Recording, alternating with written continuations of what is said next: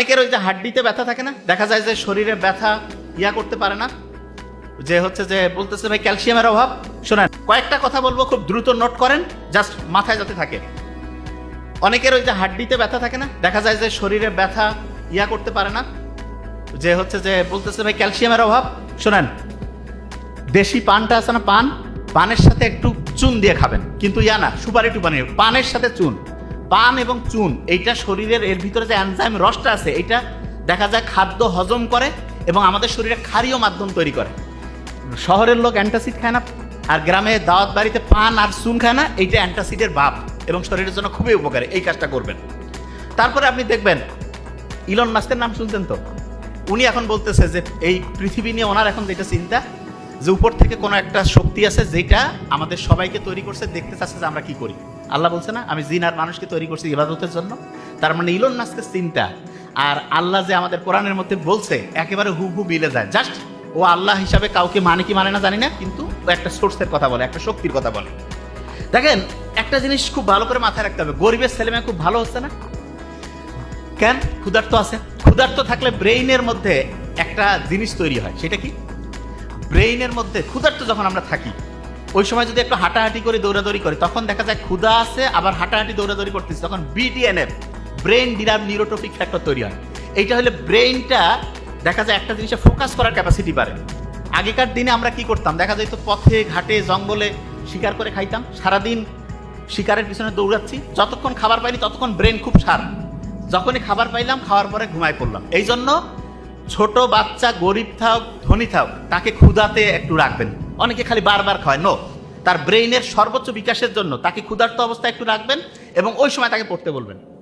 অনেকে আছে এই সময় দেখবেন পলিস্টার আছে না, পলিস্টারের কাপড় ব্যবহার করে না, পলিস্টারের কাপড়ের মধ্যে যে উপাদান থাকে, ওই সিনথেটিক উপাদানটা মেয়েদের হরমোনাল যে ব্যালেন্স, সেটা নষ্ট করে দেয়। মেয়েদের পিসিওএস, মেয়েদের এই যে সন্তান জন্মদানের যে প্রক্রিয়া, এই প্রেগনেন্সি, এগুলোতে সমস্যা করে। আর ছেলেদের দেখা যায় হরমোন আছে, সেটা করতে দেয়। যারা স্টুডেন্ট আছে সবসময় খেয়াল রাখবেন, খুব ভালো, যখনই পড়তে বসবেন তার আগে মানে যেই জায়গায় বসবেন গোটা জায়গাটা একদম চোখের সামনে থেকে সব কিছু সরাই ফেলবেন। এই কাজটা করলে আপনার ব্রেনের 35 থেকে 45% বেড়ে যাবে। তারপরে ডায়েরি নিলেন, কলম নিলেন, আর ওই যে বইটা নিলেন, নিয়ে 1 মিনিট পরে টার্গেট করুন। 1 মিনিট, অনেকে টার্গেট করে 8-10 ঘন্টা করা হবে না। ব্রেন কবে যে 8-10 ঘন্টা পরে পড়ে ফেসবুক থেকে ঘুরিয়ে আসতে শেষ। 1 মিনিট টার্গেট নিয়ে পড়বেন, গেম চেঞ্জিং হবে। আর যা পড়বেন মেইন পয়েন্টটা লিখবেন। আমরা যা কিছু খাই, যেখানে বোতল আছে, আমি দেখলে খাই না, নর্মালি দেখবেন আমার বোতলটা আলাদা।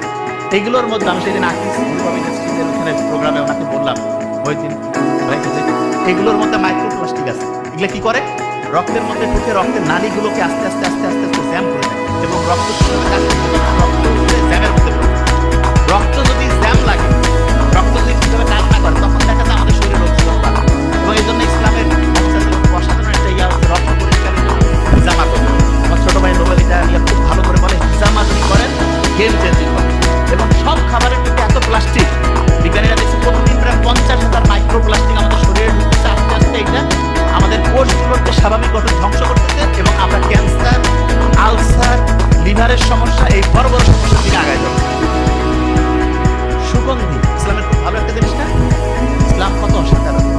বিজ্ঞানীরা এখন দেখতেছে, কেউ যখন বডি স্প্রে মানে একটা সে আতর মাকুরা চাই না, সুগন্ধি যখন সে ব্যবহার করে, তার ব্রেইনের 2টা অংশ, প্রিফ্রন্টাল কর্টেক্স, হিপোক্যাম্পাস অ্যাক্টিভ হয়েছে। হইলে কি হবে? পড়া দ্রুত শর্ট টার্ম থেকে লং টার্ম মেমোরিতে যাবে, পড়া মনে থাকবে।